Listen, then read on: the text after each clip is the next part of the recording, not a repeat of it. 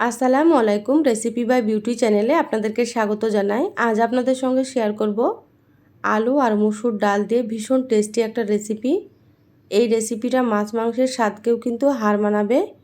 তো অবশ্যই আপনারা স্কিপ না করে পুরো রেসিপিটা দেখে নেবেন। আশা করছি এই রেসিপিটা আপনাদেরকে খুবই ভালো লাগবে। আমার চ্যানেলে নতুন হলে চ্যানেলটা সাবস্ক্রাইব করার অনুরোধ রইল। বেল বাটন অন করে রাখবেন পরবর্তী ভিডিও নোটিফিকেশান পাওয়ার জন্য। চলুন কথা না বাড়িয়ে রেসিপিটা শুরু করি। এখানে দেখুন আমি দুটো আলু কেটে নিয়েছি। তো আলুগুলো একেবারে সরু সরু করে কেটে নিয়েছি, যেমন আমরা আলু ভাজা করি সেই রকম করে। আপনারা চাইলে আলু গ্রেড করেও নিতে পারেন। আলুগুলো কেটে নেওয়ার পরে খুব ভালোভাবে ধুয়ে পরিষ্কার করে নিয়েছি, তারপরে পানিটাকে ঝরিয়ে নিয়েছি। এখানে দেখুন নিয়েছি 100 গ্রাম মতো মসুর ডাল। তো এখানে আমি আমার পরিমাণ মতো নিয়ে নিয়েছি, আপনারা আপনাদের পরিমাণ মতো নিয়ে নেবেন। ডালগুলোকে আমি 1 ঘন্টার জন্য ভিজিয়ে রাখবো। দেখুন ডালগুলো আমি 1 ঘন্টা ভিজিয়ে রেখেছিলাম, তারপরে খুব ভালোভাবে ধুয়ে পরিষ্কার করে নিয়েছি। তো অবশ্যই ডালগুলোকে ভিজিয়ে রাখতে হবে, না হলে রেসিপিটা ভালো হবে না। এবার এখানে দেখুন একটা মিক্সার জার নিয়েছি, দিয়ে দিচ্ছি এখানে মসুর ডালগুলো। সম্পূর্ণ মসুর ডালগুলো আমি মিক্সার জারে দিয়ে দিচ্ছি। আপনারা চাইলে কিন্তু শিলনোড়াতেও বেটে নিতে পারেন। এখানে সামান্য একটু পানি দিয়ে দিচ্ছি, খুব বেশি পানি দেওয়া যাবে না। দেখতেই পেলেন একেবারে সামান্য পরিমাণে। এবার আমি বেটে নেব। তো হালকা একটু দানা দানা রেখেই বেটে নিচ্ছি। দেখুন বেটে নিয়েছি ডাল। এইভাবে করে আপনারা বেটে নেবেন। ডাল বাটাটা আমি সাইডে রেখে দিলাম। এবার গ্যাস অন করে একটা ফ্রাই প্যান দিয়ে দিলাম এখানে 1 চামচ সরষের তেল। এবার এখানে দিয়ে দিচ্ছি 1/2 চামচ মতো গোটা জিরা। জিরাটা একটু ভেজে নিচ্ছি। এবার আমি এখানে দিয়ে দিচ্ছি ছোট সাইজের একটা পেঁয়াজ কুচি। পেঁয়াজটা আমি লম্বা করে কুচি করে নিয়েছি। এবার নেড়ে চেড়ে পেঁয়াজটা ভেজে নেব। খুব বেশি লাল করে ভাজবো না, হালকা একটু ভেজে নিলাম। এবার এখানে দিয়ে দিচ্ছি 3টে কাঁচামরিচ কুচি। তা আপনারা যেমন ঝাল খেতে পছন্দ করবেন সেইভাবে করে এখানে কাঁচামরিচটা ব্যবহার করবেন। আবারও একটু নেড়েচেড়ে নিলাম। এবার আমি এখানে দিয়ে দিচ্ছি কেটে রাখা আলুগুলো। দিয়ে দিচ্ছি স্বাদ মতো একটু লবণ। তো এখানে আমি 1/2 চা চামচের থেকে একটু কম দিয়ে দিলাম। 1/2 চা চামচ হলুদ গুঁড়ো। সামান্য একটু দিয়ে দিচ্ছি জিরা গুঁড়ো। এখানে খুব বেশি মশলার প্রয়োজন নেই, সামান্য পরিমাণে একটু দিয়ে দেবেন তাহলে হয়ে যাবে।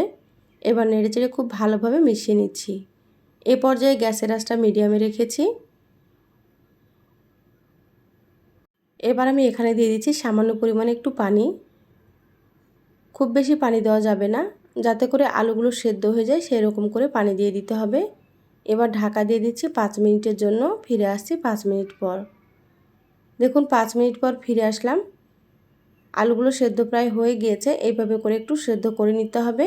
আর গ্যাসের আঁচ মিডিয়ামে রেখে আমি রান্না করে নিয়েছি। আলুগুলো একটু স্প্যাচুলার দিয়ে এইভাবে করে একটু ভেঙে নিচ্ছি, তাতে করে রেসিপিটা খুব ভালো হবে।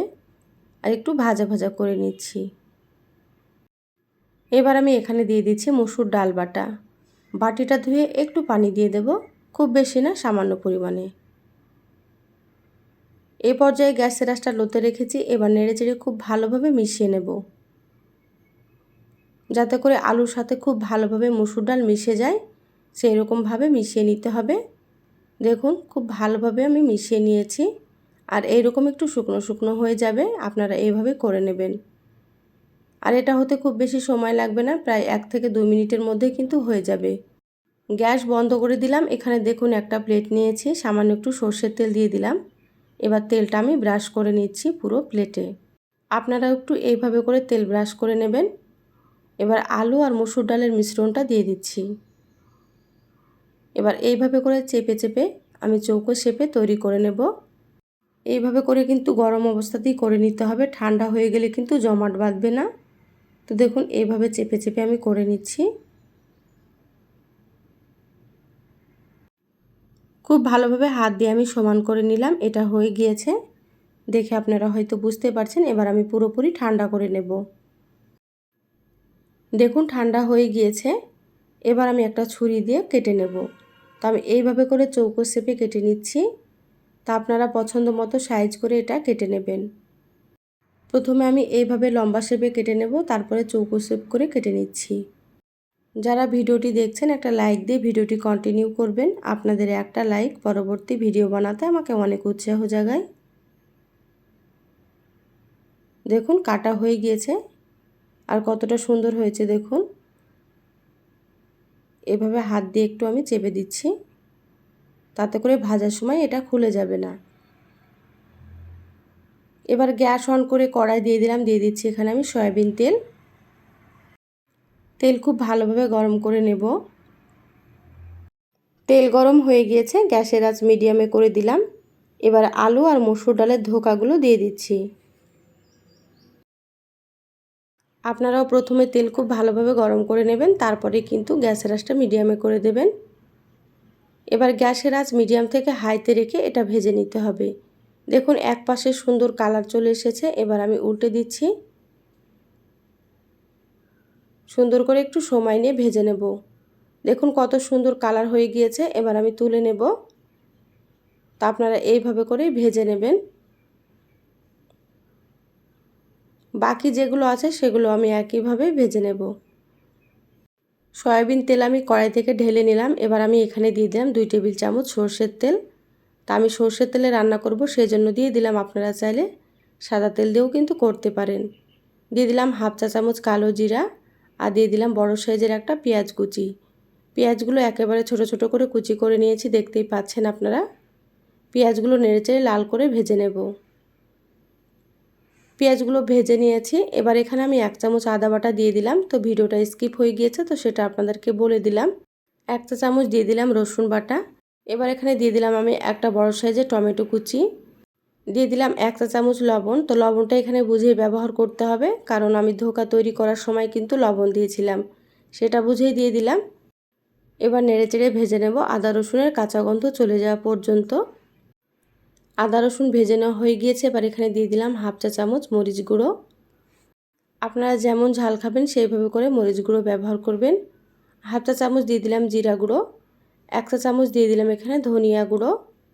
আর হাফ চা চামচ মতো দিয়ে দিলাম কাশ্মীরি মরিচের গুঁড়ো। তো কাশ্মীরি মরিচের গুঁড়োটা আমি কালারের জন্য দিয়ে দিলাম, আপনারা চাইলে কাশ্মীরি মরিচের গুঁড়োটা স্কিপ করতে পারেন। হাফ চা চামচ দিয়ে দিলাম হলুদ গুঁড়ো। এবার সামান্য পরিমাণে একটু পানি দিয়ে দিলাম। তো এখানে অবশ্যই একটু পানি দিতে হবে, না হলে কিন্তু শুকনো মশলাগুলো পুড়ে যাবে। এবার নেড়েচেড়ে মশলার সময় নিয়ে কষিয়ে নেব। গ্যাসের আঁচ মিডিয়ামে রেখে 5 মিনিট মতো সময় নিয়ে মশলা আমি কষিয়ে নিয়েছি। দেখুন মশলা থেকে তেল ছেড়ে দিয়েছে। এবার আমি এখানে দিয়ে দিচ্ছি পরিমাণ মতো ঝোলের পানি। তা আপনারা যেমন ঝোল রাখতে পছন্দ করবেন সেইভাবে করে এখানে পানি ব্যবহার করবেন। এখানে আমি 2 কাপ পানি দিয়ে দিলাম। এবার আমি এখানে দিয়ে দিচ্ছি 4টে লাল মরিচ। কাঁচামরিচ শেষ হয়ে গিয়েছে, সেজন্য লাল মরিচ দিয়ে দিলাম। এবার ঢাকা দিয়ে ঝোল ফুটিয়ে নেব। এখানে আপনারা কাঁচামরিচ নিজেদের পছন্দ মতো দিয়ে দেবেন। দেখুন ঝোল ফুটে গিয়েছে, একটু নেড়েচেড়ে নিলাম। এবার আলু আর মসুর ডালের ধোকাগুলো আমি দিয়ে দিচ্ছি। এগুলো কিন্তু সস দিয়েও খেতে অনেক বেশি ভালো লাগে। তো আমি এখানে কিছুটা রেখে দেব আর কিছুটা রান্না করব। আপনারা কিন্তু এইভাবে তৈরি করে খেতে পারেন। ধোকাগুলো দিয়ে একটু নেড়েচেড়ে নিলাম। এবার ঢাকা দিয়ে আমি 7 থেকে 8 মিনিট মতো রান্না করে নেব। যারা ইউটিউব থেকে ভিডিওটি দেখছেন প্লিজ চ্যানেলটা সাবস্ক্রাইব করে আমার চ্যানেলের সাথেই থাকবেন। বেল বাটন অন করে রাখবেন, তাতে করে আমি যখনই ভিডিও আপলোড করব আপনারা সবার আগে নোটিফিকেশান পেয়ে যাবেন। যারা ফেসবুক পেজ থেকে ভিডিওটি দেখছেন প্লিজ একটা লাইক দিয়ে পেজটা ফলো করে রাখবেন পরবর্তী ভিডিও নোটিফিকেশান পাওয়ার জন্য। দেখুন 8 মিনিট মতো রান্না করে নিয়েছি, খুব সুন্দর মতো সেদ্ধ হয়ে গিয়েছে। আর এগুলো সেদ্ধ হতে খুব বেশি সময় লাগে না। এখানে আমি দিয়ে দিলাম সামান্য একটু গরম মশলার গুঁড়ো। এবার মশলাটা হালকা হাতে নেড়েচেড়ে মিশিয়ে নিচ্ছি। দেখুন মশলা খুব ভালো মতো মিশিয়ে নিয়েছি, রান্না হয়ে গিয়েছে। গ্যাস বন্ধ করে দিলাম। ঢাকা দিয়ে আমি 5 মিনিট রেখে দেবো, তারপরে আপনাদেরকে আমি সার্ভ করে নিয়ে দেখাচ্ছি। দেখুন 5 মিনিট পর আমি প্লেটে ঢেলে নিয়েছি। আর দেখতে কতটা সুন্দর হয়েছে দেখুন। এই রেসিপিটা গরম ভাত, রুটি বা পরোটার সাথে কিন্তু খুবই ভালো লাগবে। আপনারা একবার রান্না করে খেয়ে দেখবেন। বাড়ির ছোট থেকে বড় সকলেই কিন্তু খুবই পছন্দ করবে। এই রেসিপিটা আপনাদেরকে কেমন লাগলো অবশ্যই আমার চ্যানেলের কমেন্ট বক্সে কমেন্ট করে জানাবেন। ভালো লাগলে একটা লাইক দিয়ে ভিডিওটা আপনারা শেয়ার করে দিবেন। সবাই ভালো থাকবেন, সুস্থ থাকবেন। ফিরে আসবো আবারও কোনো নতুন রেসিপি নিয়ে। ধন্যবাদ সবাইকে। আল্লাহ হাফিজ।